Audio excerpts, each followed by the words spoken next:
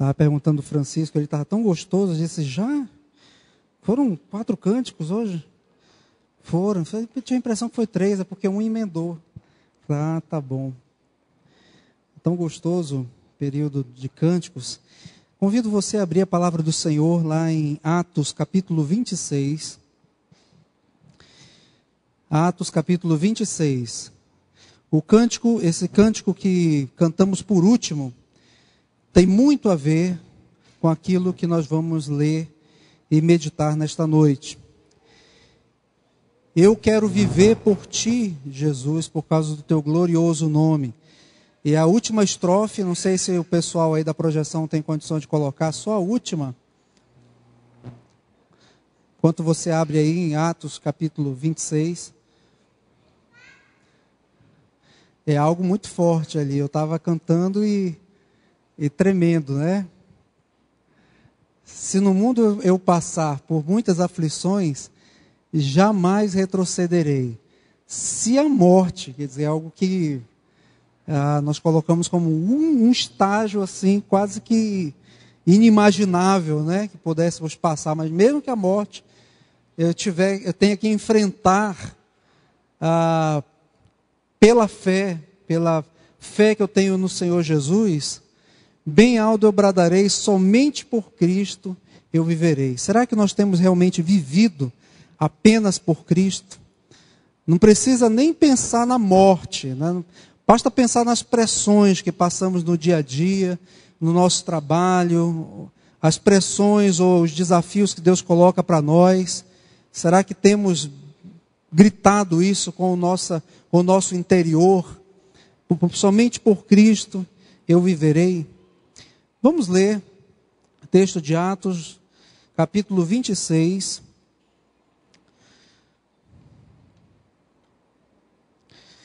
A seguir, Agripa, dirigindo-se a Paulo, disse: é permitido que uses da palavra em tua defesa. Então Paulo, estendendo a mão, passou a defender-se nestes termos: tenho-me por feliz, ó rei Agripa, pelo privilégio de hoje, na tua presença, poder produzir a minha defesa de todas as acusações feitas contra mim pelos judeus. Mormente porque és versado em todos os costumes e questões que há entre os judeus. Por isso, eu te peço que me ouças com paciência. Quanto à minha vida, desde a mocidade, como decorreu desde o princípio entre o meu povo e em Jerusalém, todos os judeus a conhecem, pois na verdade eu era conhecido deles desde o princípio. Se assim o quiserem testemunhar, porque vivi fariseu conforme a seita mais severa da nossa religião. E agora estou sendo julgado por causa da esperança da promessa que por Deus foi feita a nossos pais, a qual as nossas 12 tribos, servindo a Deus fervorosamente de noite e de dia, almejam alcançar.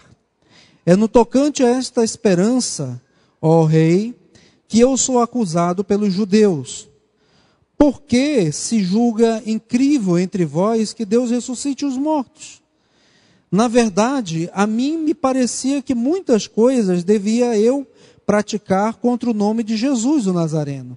E assim procedia em Jerusalém. Havendo eu recebido autorização dos principais sacerdotes, encerrei muitos dos santos nas prisões, e contra estes dava o meu voto quando os matavam. Muitas vezes os castiguei por todas as sinagogas, obrigando-os até a blasfemar. E demasiadamente enfurecido contra eles, mesmo por cidades estranhas, os perseguia. Com estes intuitos, parti para Damasco, levando autorização dos principais sacerdotes e por eles comissionado. Ao meio-dia, ó rei, indo eu caminho fora, vi uma luz no céu, mais resplandecente que o sol, que brilhou ao redor de mim e dos que iam comigo. E caindo todos nós por terra, ouvi uma voz que me falava em língua hebraica: Saulo, Saulo, por que me persegues? Dura coisa é recalcitrares contra os aguilhões. Então eu perguntei: quem és tu, Senhor? Ao que o Senhor respondeu: eu sou Jesus, a quem tu persegues. Mas levanta-te e firma-te sobre os teus pés, porque por isto te apareci, para te constituir ministro e testemunha tanto das coisas em que me viste, como daquelas pelas quais te aparecerei ainda, livrando-te do povo e dos gentios para os quais eu te envio, para lhes abrires os olhos e os converteres das trevas para a luz e da potestade de Satanás para Deus, a fim de que recebam eles remissão de pecados e herança entre os que são santificados pela fé em mim. Pelo que, ó rei Agripa, não fui desobediente à visão celestial, mas anunciei primeiramente aos de Damasco, e em Jerusalém, por toda a região da Judéia, e aos gentios, que se arrependessem e se convertessem a Deus, praticando obras dignas de arrependimento. Por causa disto, alguns judeus me prenderam, estando eu no templo, e tentaram matar-me. Mas alcançando o socorro de Deus, permaneço até o dia de hoje, dando testemunho, tanto a pequenos como a grandes, nada dizendo senão o que os profetas e Moisés disseram haver de acontecer. Isto é, que o Cristo devia padecer, e sendo o primeiro dia da ressurreição dos mortos, anunciaria a luz aos povos e aos gentios. Dizendo ele estas coisas em sua defesa, Festo interrompeu em alta voz: estás louco, Paulo, as muitas letras te fazem delirar. Paulo, porém, respondeu: não estou louco, ó excelentíssimo Festo. Pelo contrário, digo palavras de verdade e de bom senso, porque tudo isto é do conhecimento do rei a quem me dirijo com franqueza, pois estou persuadido de que nenhuma destas coisas lhe é oculta, porquanto nada se passou em algum lugar escondido. Acreditas, ó rei Agripa, nos profetas? Bem sei que acreditas. Então Agripa se dirigiu a Paulo e disse: por pouco me persuades a me fazer cristão. Paulo respondeu: assim Deus permitisse, que por pouco ou por muito, não apenas tu, ó rei, porém todos os que hoje me ouvem, se tornassem tais quais eu sou, exceto estas cadeias. Vamos orar neste momento. Senhor, nós te bendizemos pela tua palavra, que é viva e eficaz. Pedimos que o Senhor fale ao nosso coração através da exposição dela. Neste momento, Senhor, nós reconhecemos que somos incapazes de conhecer a profundidade daquilo que ela tem a nos ensinar. Mas sabemos também que pelo auxílio do teu Espírito Santo, nós não apenas podemos entender, mas o Senhor pode nos abrir os olhos, o entendimento, o coração, para aprendermos ela dentro da nossa vida e que ela transforme assim o nosso interior, o nosso coração, as nossas ações. Nós assim pedimos em nome de Jesus. Amém. Paulo não está vivendo aqui uma situação das melhores. Se você voltar na sua Bíblia aí algumas páginas, lá no capítulo 21 de Atos, volte aí na sua Bíblia algumas páginas, ou se você está acompanhando pelo por um dispositivo eletrônico, você pode voltar também no capítulo 21 de Atos. Deixe sempre a sua Bíblia aberta. Lá no capítulo 21, mostra o momento da prisão de Paulo. Mais precisamente nos versículos 27 e 28. Quando Paulo então vai ao templo em Jerusalém, e ele vai para adorar ao Senhor, e os judeus, enfurecidos pelo fato dele estar atualizando, vamos dizer assim, a lei do Senhor, falando sobre as leis cerimoniais, dizendo que essas leis cerimoniais, elas apontavam para Cristo, e que eles viam que isso era uma distorção completa da lei. Eles então foram até Paulo e o agarraram e quiseram o prender, e depois vieram autoridades sobre aquele povo e não deixaram que Paulo fosse morto, mesmo que ele tenha ido quase como um morto para a prisão, ele ali foi guardado. E Paulo foi a Jerusalém sabendo o que o aguardava. Por 2 vezes, pelo menos, ainda no capítulo 21, nós encontramos a advertência de alguns irmãos que amavam Paulo e que dizia: Paulo, não sobe a Jerusalém, existe alguma coisa que nos diz, ou alguém que está nos dizendo, o próprio Espírito de Deus, que vai te acontecer algo lá. No capítulo 21 mesmo, o versículo 4 do capítulo 21, quando eles chegaram a Tiro, alguns irmãos disseram que ele não fosse a Jerusalém. Movidos pelo Espírito Santo, finalzinho do versículo 4, recomendavam a Paulo que não fosse a Jerusalém. Depois, no versículo de número 12, após uma profecia de Ágabo, no finalzinho do versículo 10, o versículo 12 diz que quando esses irmãos ouviram tal profecia, disseram para Paulo, ou rogaram para Paulo, não apenas os irmãos daquele lugar, mas também aqueles que estavam com Paulo, provavelmente Lucas também, para que Paulo não subisse a Jerusalém. Mas na certeza que essas pessoas tinham de que alguma coisa ia acontecer de mal para com Paulo em Jerusalém, aos olhos dele, Paulo sabia no seu coração que algo Deus tinha para fazer através da vida dele em Jerusalém, que era preciso que ele subisse até a cidade de Jerusalém. E ninguém tirava isso da cabeça de Paulo. E mesmo dizendo que o Espírito Santo estava informando que iria acontecer algo, Paulo dizia: mas eu vou mesmo assim. Se eu tiver que morrer, lá eu morrerei. Mas eu vou lá adorar e vou prestar os meus votos a Deus e vou lá para a cidade de Jerusalém. E lá aconteceu isto. Ele foi adorar e os homens então fizeram um grande alvoroço, os judeus, então pegaram Paulo e o levaram e o açoitaram grandemente.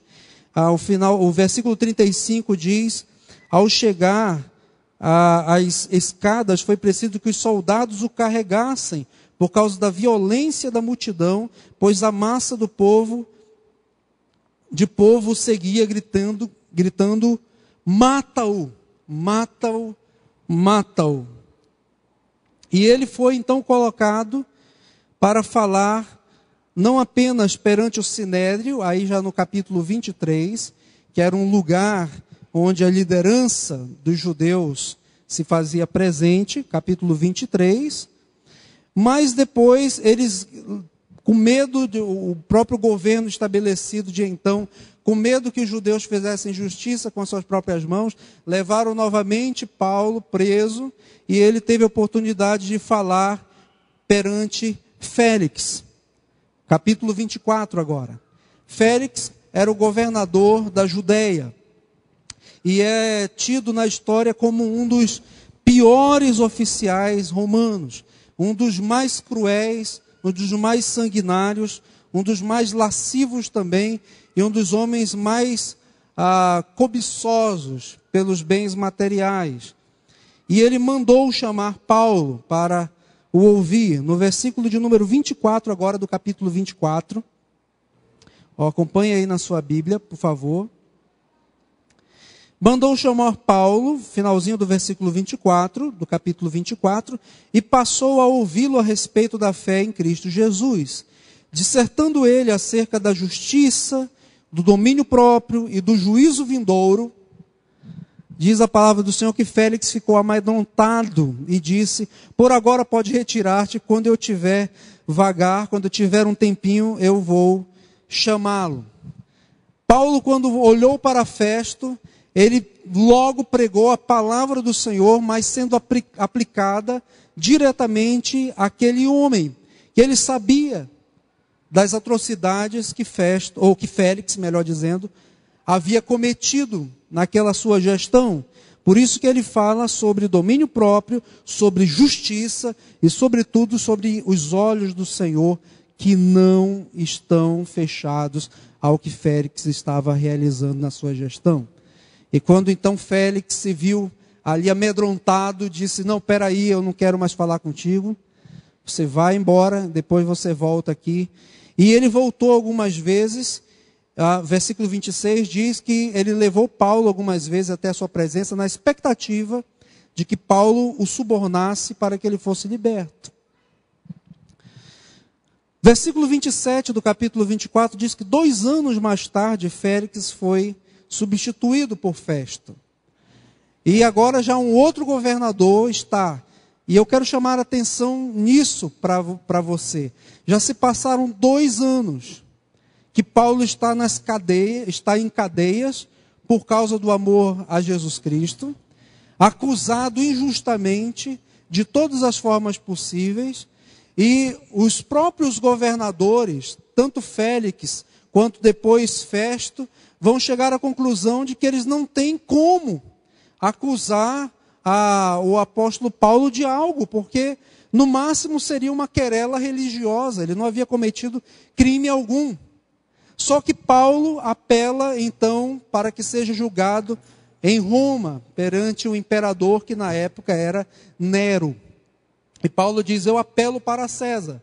E eles temeram grandemente. E agora, como é que nós vamos encaminhar esse homem até o imperador? Sob que acusação nós vamos colocar? Vamos dizer que é porque os judeus não concordam com o que ele tem pregado? Isso aí não é motivo para o Estado de Roma se envolver nesse problema religioso que eles não conseguem resolver.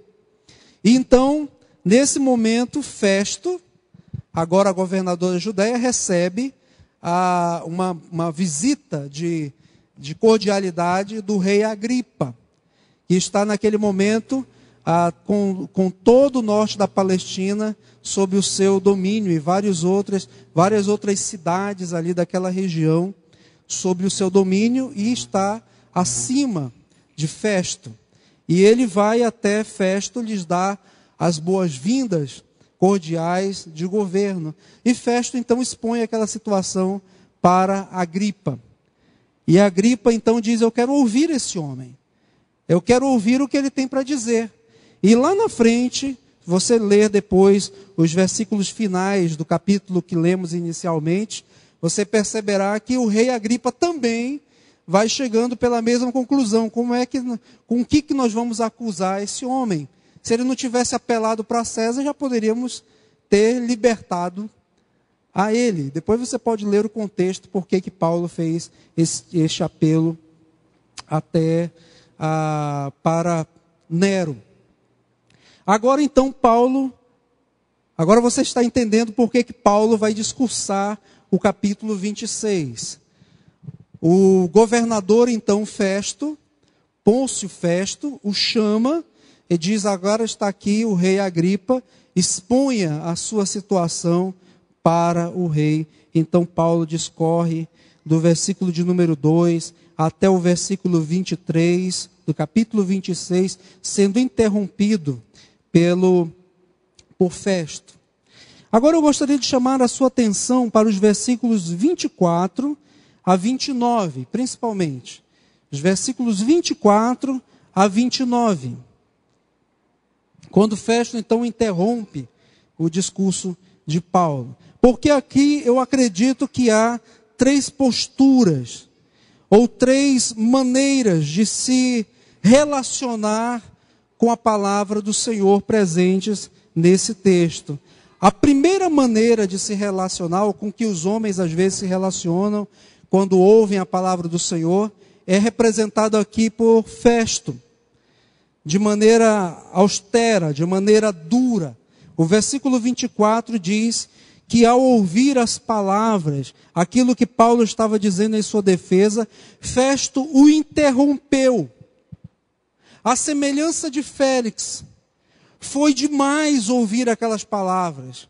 Foi demais ouvir alguém que deveria estar clamando por misericórdia, ou clamando para ser solto, ficar perdendo o seu tempo precioso para falar de uma luz que veio do céu, ou uma luz que iluminou, ou uma aparição de Cristo, falar de uma tal revelação celestial. Isso aí não entra na minha cabeça, isso é loucura, pensou Festo. Da mesma maneira, algo semelhante deve ter pensado Félix. Você vem falar aqui, vem julgar a mim mesmo, com base nessa palavra, os meus atos, dizer que eu tenho que ter mais domínio próprio, dizer que eu tenho que aprender um pouco mais sobre justiça. Espera aí, eu não estou disposto a te ouvir, não.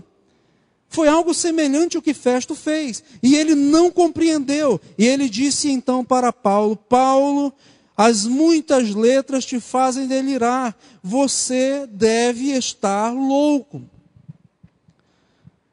É interessante que ao passo que ele reconhece a eloquência com que Paulo está dizendo aquelas coisas, aliás, o próprio grego escrito do discurso de Paulo, dizem os teólogos e os que são mais entendidos na língua grega, é um grego impecável, mesmo esse registrado aqui. Porque Paulo era um homem culto. Ele mesmo falará nos capítulos anteriores, em sua defesa, que ele viveu na cidade de Jerusalém durante muitos anos, aprendendo a lei do Senhor aos pés de Gamaliel, que era um dos maiores mestres da lei daqueles dias. E ele era versado em vários idiomas daqueles dias. Em alguns momentos, ele se dirigiu ao povo, por exemplo, em Jerusalém, em aramaico. A Bíblia diz que é em hebraico, mas a língua corrente naqueles dias era o aramaico, algo muito similar ao hebraico. E Paulo se dirige na língua deles, mas ele fala comumente com as pessoas na língua comum daqueles dias, que era o grego. Então era um homem culto. E Festo diz isto, ele diz: as muitas letras, a maneira como você discorre é belíssima, mas só demonstra algo para você: você está fora de si. Não é possível que nós estamos aqui ouvindo todas essas coisas que você está falando, ao invés de você estar aqui clamando misericórdia, ajoelhado aos nossos pés, caído aos nossos pés. Esse homem só pode estar louco. Lá em 1 Coríntios, abra a sua Bíblia, por favor, no capítulo 1, versículo 18, mas fique com o seu dedinho marcando aí em Atos, nós vamos voltar lá.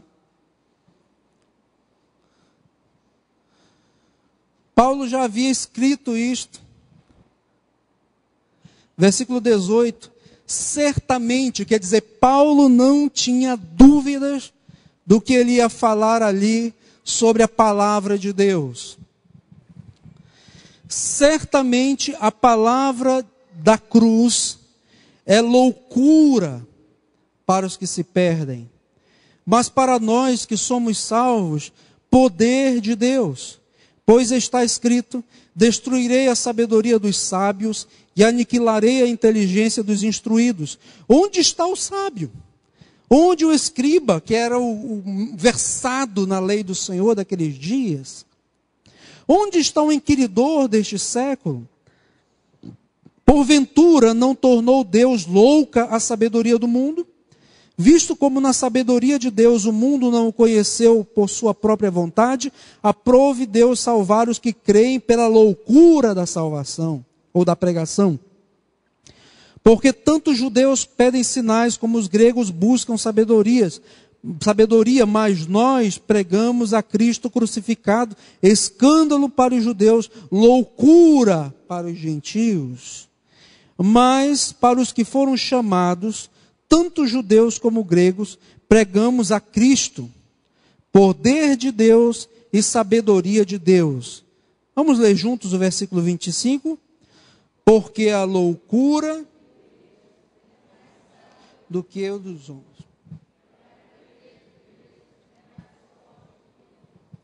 De fato, a mensagem que levamos na nossa vida e que devemos carregar no nosso coração, é uma loucura para quem está se perdendo. Para quem ainda não teve um encontro com Cristo.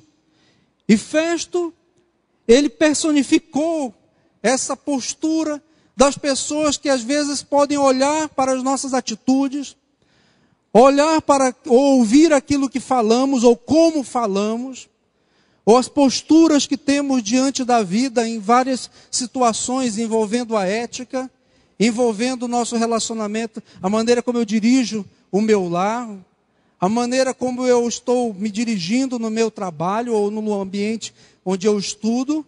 E elas podem olhar algumas coisas e dizer: isso aí é loucura. Você não existe, você não faz parte desse planeta. Agora devemos fazer uma avaliação, aproveitando esse momento, e perguntar: será que aos olhos do mundo nós temos sido vistos como loucos? Porque Paulo deve ter vibrado naquele momento que ele ouviu as palavras de Festo. Claro que ele vai dizer para Festo que ele que não está compreendendo, porque ele não tem o Espírito Santo de Deus. Deus não lhe abriu os olhos.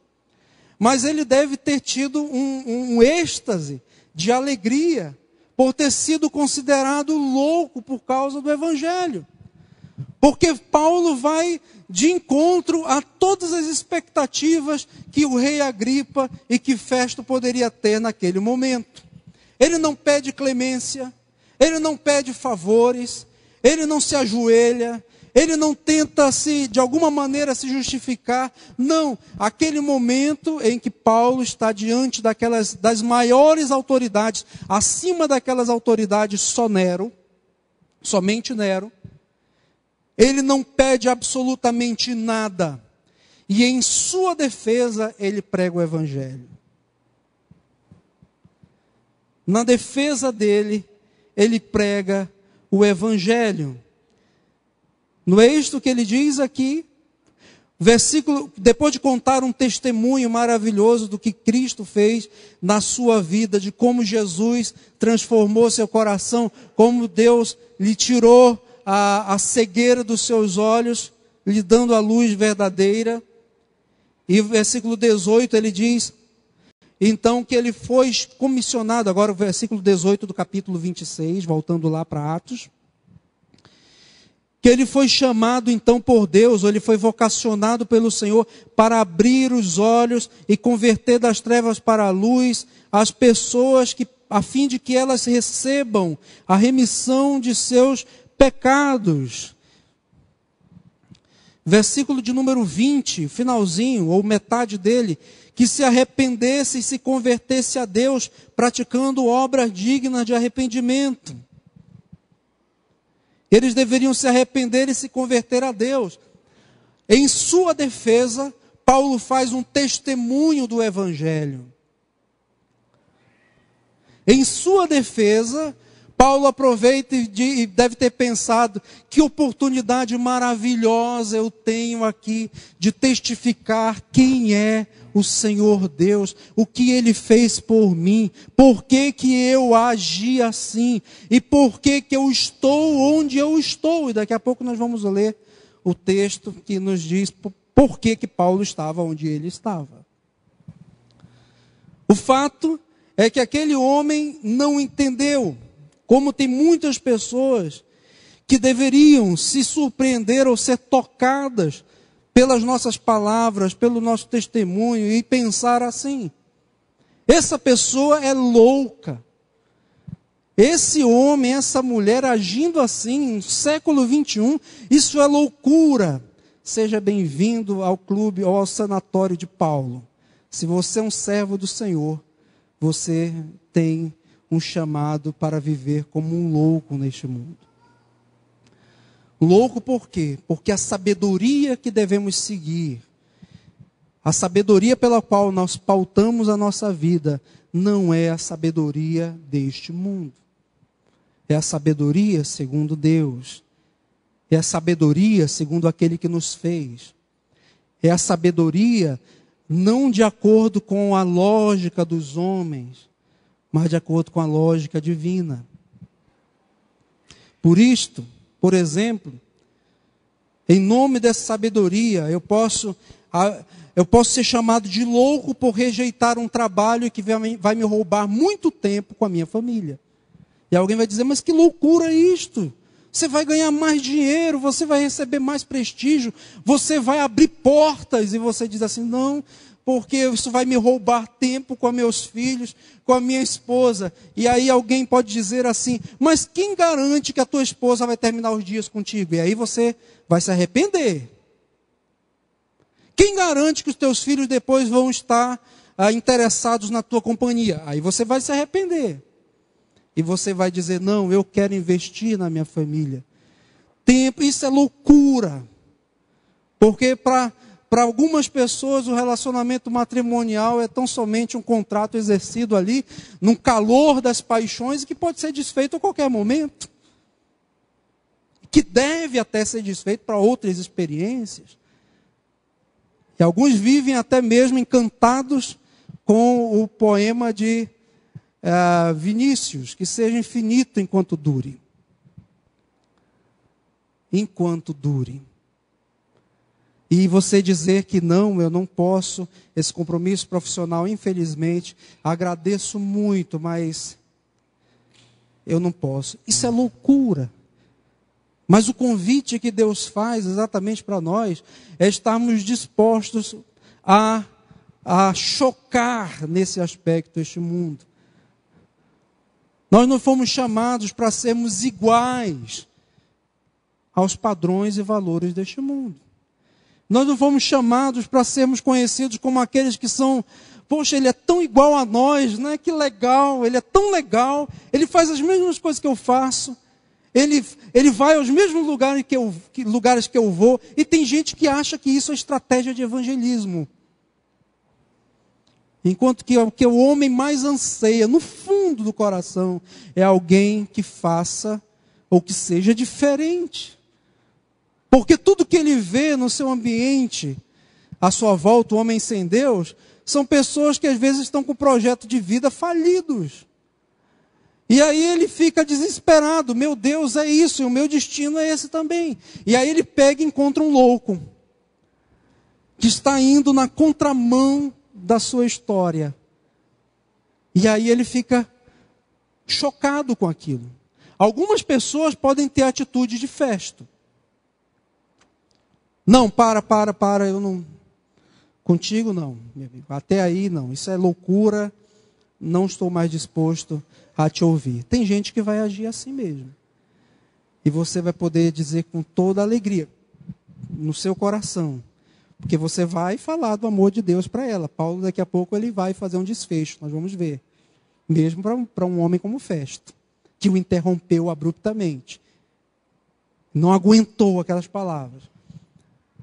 Mas essas pessoas vão ser tocadas de alguma maneira. Festo personifica aqueles corações duros, austeros, mas que ao mesmo tempo acham necessário ver alguém que está caminhando de maneira louca com este mundo. A nossa igreja tem que ser uma igreja louca nesse aspecto de Paulo, segundo a palavra de Deus. Ou seja, não seguir os padrões que todo mundo segue. Não ir pelos caminhos que todos vão. Mas estar comprometido, sobretudo, com os valores e princípios e os mandamentos, sobretudo, da palavra de Deus. Esta semana eu estava ouvindo no rádio alguns daqueles jargões evangélicos, falando de atos proféticos para a transformação de Roraima, declarações que iriam mudar a sociedade. Mas, amados, quando nós olhamos a palavra de Deus, nós vemos que não é ato, não é declaração que transforma, são vidas transformadas que mudam uma sociedade. Ou seja, o poder de Deus, através da nossa vida, que pode mudar uma sociedade. Será que você está disposto a ser um louco como Paulo? segunda postura que nós vemos aqui nesse texto, nós poderíamos chamar do complacente ou amiguinho do evangelho, amiguinho da fé. Versículo 26 a 28, Paulo respondeu: não estou louco, ó excelentíssimo Festo. Ele trata Festo por excelentíssimo, para mostrar que, de fato, ele está em seu juízo perfeito, ele sabe onde ele está, com quem ele está falando. Pelo contrário, são palavras de verdade e de bom senso. Eu não estou louco. Você pode não estar compreendendo, porque o teu programa não foi ainda ajustado ou afinado para entender o que eu estou falando. E Festo mesmo não era um conhecedor profundo da cultura mesmo, dos costumes da religião judaica. Porque tudo isto é do conhecimento do rei. Veja que no versículo de número 2, do capítulo 26, Paulo se refere a Agripa, dizendo que ele tinha o privilégio de estar hoje na presença dele, versículo 3, porque ele era um homem versado em todos os costumes e questões que há entre os judeus. E de fato, Agripa era assim. E ele teve uma carreira, a sua família teve uma carreira histórica com o cristianismo. O seu antepassado, Herodes o Grande, foi aquele que mandou matar as crianças para tentar matar a Jesus. Depois, o outro Herodes que assumiu, Herodes Antipas, foi aquele que decapitou João Batista. Mais à frente, recentemente, já relatado no livro dos Atos dos Apóstolos, um outro Herodes, chamado Herodes Agripa I, o antecessor de Agripa II, foi aquele que mandou matar à espada a Tiago. E agora, Agripa II. E Agripa foi criado na região da Cesareia, e toda aquela região ali já tinha ouvido falar, e ele mesmo tinha alguns ascendentes dele eram da linhagem judaica, e ele de fato conhecia aqueles costumes ou aquela religião judaica. E então Paulo fala para ele: porque isto é do conhecimento do rei, versículo 26, a quem me dirijo com franqueza, pois estou persuadido de que nenhuma dessas coisas lhe é oculta, porquanto nada se passou em algum lugar escondido. Paulo apela aqui para o conhecimento do rei Agripa, não apenas no aspecto do conhecimento bíblico, mas sobretudo dos acontecimentos que ocorreram a partir da vinda de Cristo. Porque Cristo se tornou conhecido por aquela região. E nesse momento, a igreja do Senhor Jesus já estava presente em vários lugares do reino do Império Romano. Em várias cidades da conhecida Ásia Menor, onde hoje é a Turquia. Várias daquelas cidades. Outras cidades gregas. Em Atenas, Paulo já tinha proferido aquele discurso. Éfeso, Paulo havia ficado pelo menos uns 2 anos ali, anunciando dia e noite ao Senhor Jesus. Várias cidades já estavam sendo impactadas pelo Evangelho, que estava presente. Então, Paulo apela para isto. Você conhece os aspectos da lei do Senhor, e você sabe que o que eu estou falando não está escondido de ninguém. Todo mundo está vendo aí. Que eu estou vendo, que eu estou pregando, é o cumprimento das profecias do Antigo Testamento, de que Cristo viria. E aí ele diz então no versículo 27, corajosamente colocando Agripa contra a parede. Ele diz: acreditas, ó rei Agripa, nos profetas? E agora? Se Agripa dissesse, eu creio, ele ia ficar mal com Roma. Se ele dissesse, eu não creio, ele ia ficar mal com os judeus. Então Paulo responde imediatamente e diz: bem sei que acreditas, porque aí já é a palavra de Paulo. Mas a Agripa percebeu onde Paulo estava querendo chegar. Porque Paulo pensou, Festo tem um coração duro mesmo. Mas quem sabe a Agripa, que conhece todo esse aspecto da lei, o Espírito Santo não pode fazer algo no seu coração. E antes que Paulo então falasse para ele, para que ele se tornasse um cristão, a Agripa vem de lá e diz: por pouco me persuades a me fazer cristão. Essa tradução poderia também ser entendida assim: em pouco tempo, Paulo, de discurso, você acha que você pode me fazer um cristão? Também é uma possível tradução. Mas o fato é que por pouco, Agripa aqui se mostra alguém simpático à fé.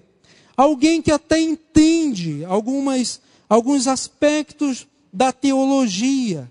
Ele representa aqui aquelas pessoas que são amigos do Evangelho, aquelas pessoas que colaboram às vezes com a igreja, que frequentam a igreja, que até procuram ajudar em alguns ministérios, mas quando nós falamos sobre o compromisso com Jesus Cristo, elas fogem. Peraí, calma lá. Me comprometer com esse projeto aqui, tem muita coisa em jogo. Porque Agripa era o rei.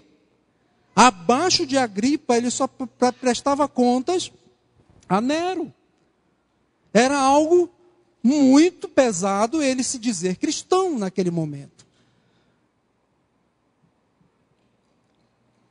Mas Paulo foi corajosamente ao encontro daquele homem, para dizer: Agripa, não adianta você ficar em cima do muro, ou você ser um simpatizante das causas do Evangelho. Você precisa se entregar e se converter completamente a Deus. Era o que Paulo gostaria de dizer com essas palavras, ou até palavras mais contundentes, para Agripa. Mas que naquele momento ele não pôde proferir aquelas palavras, porque Agripa o interrompeu imediatamente. Por pouco, Paulo, por pouco você me persuade a me fazer cristão. Na hora de assumir uma postura de vida ao lado de Cristo, ele admite que bateu na trave. Quase. Só, querido, eu não sei se eu espero que não haja ninguém aqui que seja um amigo do Evangelho. Alguém que seja semelhante a Agripa. Que seja alguém que diz assim: olha, eu até gosto disso aí. Eu gosto das mensagens de domingo à noite. Puxa, como eu gosto. Gosto das aulas de escola dominical. Eu até gostaria de vir mais vezes, mas eu não tenho tempo. Eu até gosto de ouvir. Olha, eu sou colaborador assíduo aqui. Se pedem oferta, eu sou ofertante. Eu sou dizimista. Eu gosto. Eu acho legal. Tenho amigos aqui. Tenho pessoas muito queridas aqui. Mas aí quando nós falamos de um compromisso com Deus, são pessoas que dizem: olha, por pouco, quase. Eu sou um quase crente. Eu sou um quase salvo. Olha, falta pouco para eu ser filho de Cristo.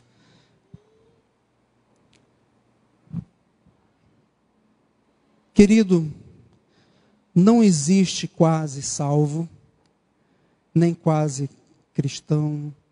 E ninguém é salvo porque é simpatizante das causas do Evangelho. Não existe como ficar naquela linha. Pode ser que um seja mais duro, como Festo. Pode ser que um seja mais light, vamos dizer assim, como Agripa. Mas os dois, perante Deus, estão perdidos em seus delitos e pecados. Se não conhecerem a Cristo verdadeiramente, se não conheceram a Cristo verdadeiramente, se perderam. Não há lugar no reino de Deus para alguém que é quase um crente. Nós temos que assumir uma posição ao lado de Cristo. Nem que para isso eu perca algo. A Agripa deve ter olhado ou pensado no seu prestígio, no seu dinheiro, em tudo aquilo que ele estava perdendo. E disse então: Não, por pouco. Faltou pouco. Talvez se você falasse um pouquinho mais, Paulo. Estava tão gostoso que você estava falando. Estava tão legal. Eu gostei tanto daquelas músicas que foram cantadas domingo. Achei legal aquela música última. Eu quero viver por ti, Jesus. Poxa, é uma poesia muito linda, né? É muito bonito.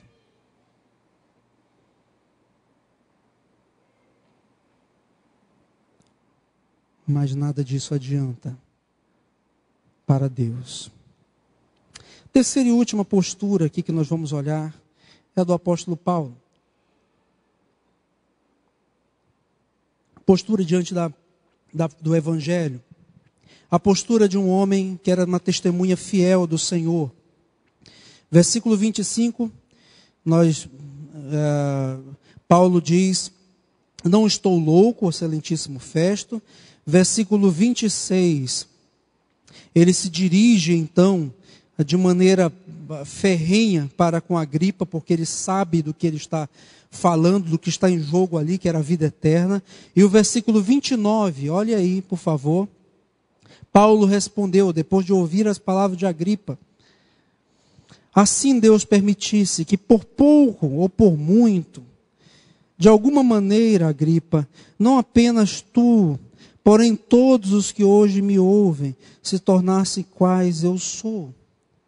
Um louco por causa do Evangelho, uma testemunha fiel. Paulo não estava desejando que ele se tornasse como ele, no sentido de ser prisioneiro, que Paulo estava ali na condição de prisioneiro.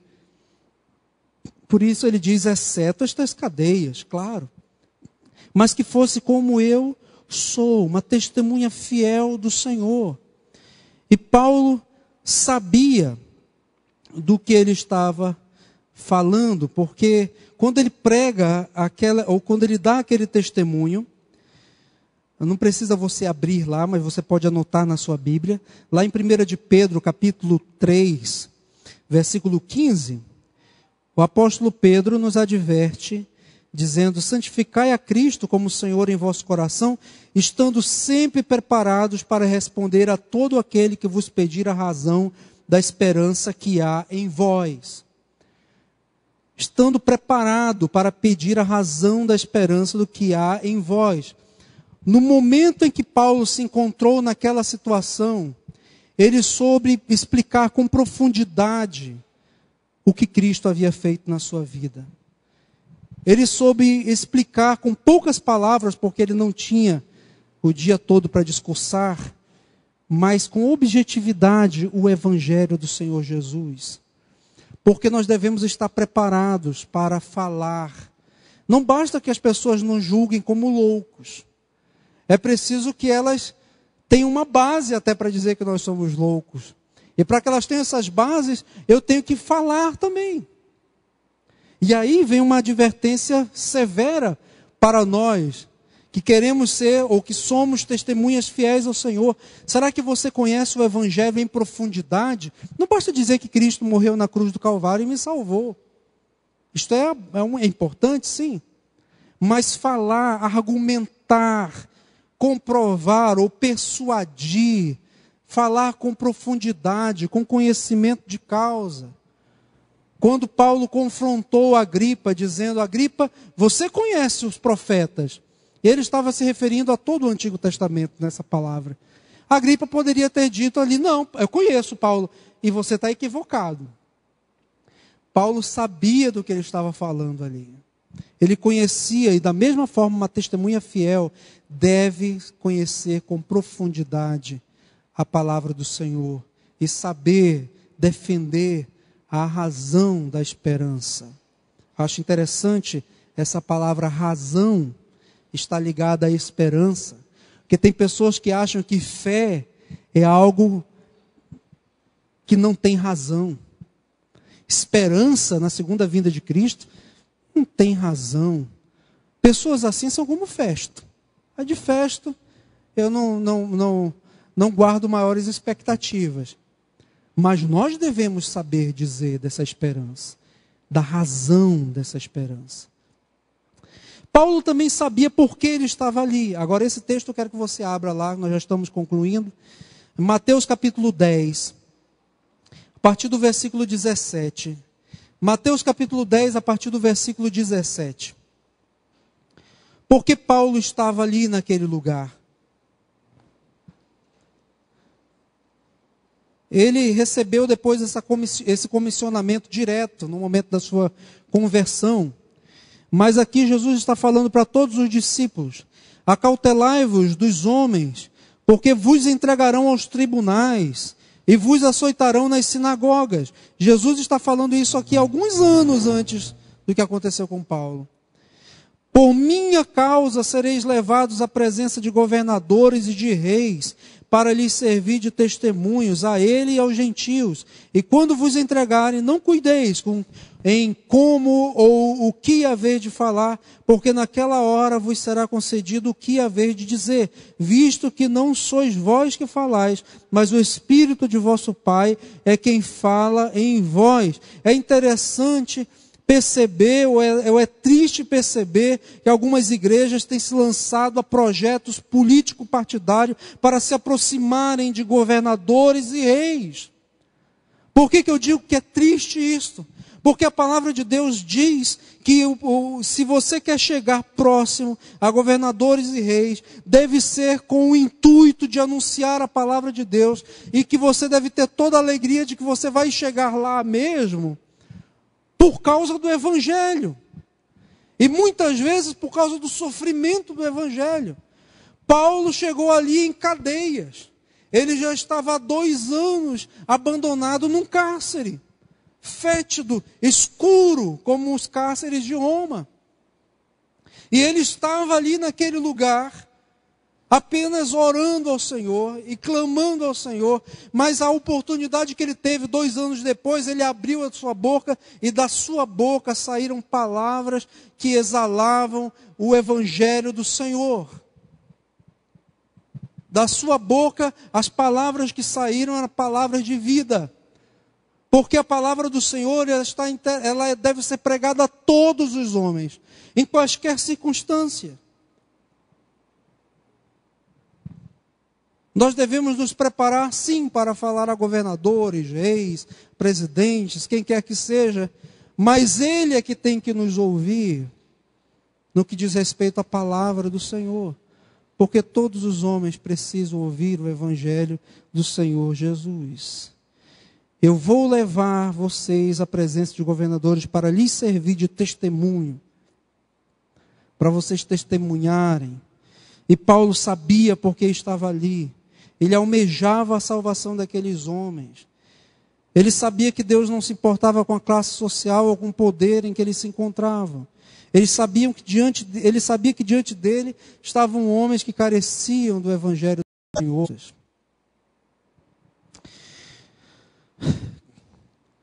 Com que postura você se enquadraria mais olhando aqui? Com a postura de Paulo, com a postura de Festo, ou com a postura de Agripa?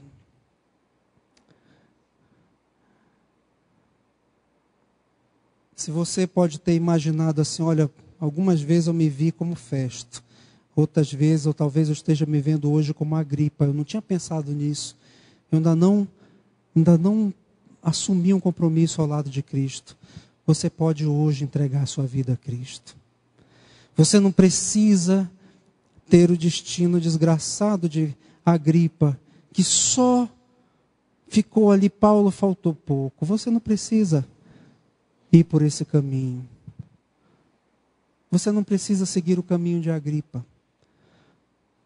Ou talvez você esteja dizendo, não, eu sou salvo, eu sei que eu sou, mas ainda não tenho vivido a vida que Paulo me ensina a viver aqui, que a palavra de Deus me ensina através da vida de Paulo. Você também pode hoje dizer ao Senhor Jesus, Senhor, transforma meu coração mais ainda, me dá essa coragem, me dá essa postura, me dá as palavras, Senhor, para eu ser testemunho no meu trabalho, onde eu estou, Senhor, para que as pessoas vejam que em mim há alguém que é louco pelo Senhor Jesus, que faz loucuras pelo Senhor Jesus. O mundo está precisando de loucos como nós, amados.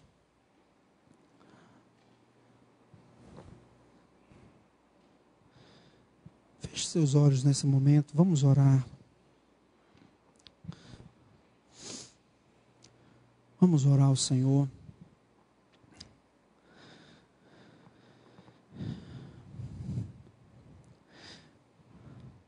Você pode sair daqui, você não precisa sair daqui nem como Festo, nem como Agripa, mas você pode sair daqui como um louco pelo Senhor Jesus, dizendo: Senhor, eu serei tua testemunha. Eu não sei ainda como ser, ainda tem algumas coisas que eu preciso tratar da minha vida, mas hoje eu vi o quanto eu preciso ser, e quanto eu preciso anunciar a Cristo onde quer que eu esteja. Como eu preciso rever os meus valores, rever a maneira como eu lido no meu lar, a maneira como eu ando com a minha vizinhança, ou no meu trabalho, com meus colegas, a linguagem como eu tenho falado com meus colegas de trabalho, os ambientes que eu tenho frequentado. Eu preciso, Senhor, mudar. Fale isso para Cristo. Se é uma oração sincera, o Senhor pode transformar o seu coração. Deus amado, nós te louvamos. Te louvamos por esta palavra que o Senhor Deus trouxe para nós nesta noite. Obrigado, Senhor, porque ela nos exorta e também nos dá esperança. Nos exorta a vivermos como testemunha do Senhor Jesus neste mundo. A sermos loucos por amor do Evangelho. Ó Senhor, faz da nossa igreja um lugar onde essa loucura da Tua palavra, essa sabedoria de Deus, que é loucura aos olhos dos homens, esteja enriquecendo vidas. Faz-nos anunciadores do Teu Evangelho, Senhor, onde quer que estejamos. Senhor, também tem misericórdia daquelas pessoas que talvez tenham chegado aqui esta noite com pensamento de Agripa, por pouco, e gostam tanto de tantas coisas aqui neste lugar, mas que ainda não entregaram suas vidas completamente a Jesus Cristo. Tem misericórdia, abre os olhos dos entendimentos dessas pessoas pela ação do Teu Espírito, Senhor. E que assim nós sejamos uma igreja que testemunhe do Senhor neste local, no nosso estado, na nossa cidade. Que esta sociedade seja impactada, Senhor Deus, por vidas e sejam comprometidas com o Teu Evangelho. Assim nós oramos, assim nós clamamos, em o nome poderoso do Senhor Jesus Cristo. Amém.